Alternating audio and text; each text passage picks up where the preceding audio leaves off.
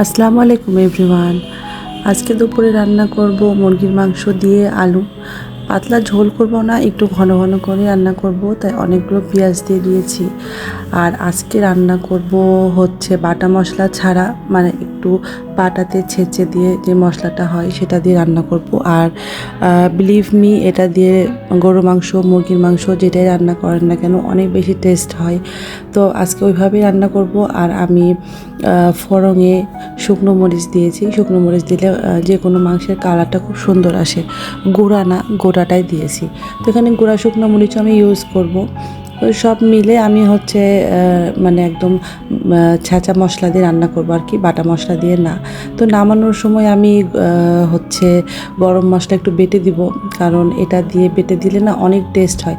তো অলরেডি কষিয়ে কষিয়ে রান্না করলাম, আর যেহেতু দেশি মুরগি তাড়াতাড়ি সিদ্ধ হয়ে গিয়েছিলো।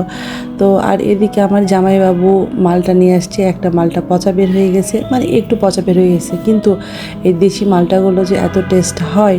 আর এই যে অলমোস্ট আমার রান্না শেষ, খুব তাড়াতাড়ি আজকে রান্না হয়ে গেছে, যেহেতু দেশি মুরগি খুব বেশি সময় লাগে না, রান্না শেষ।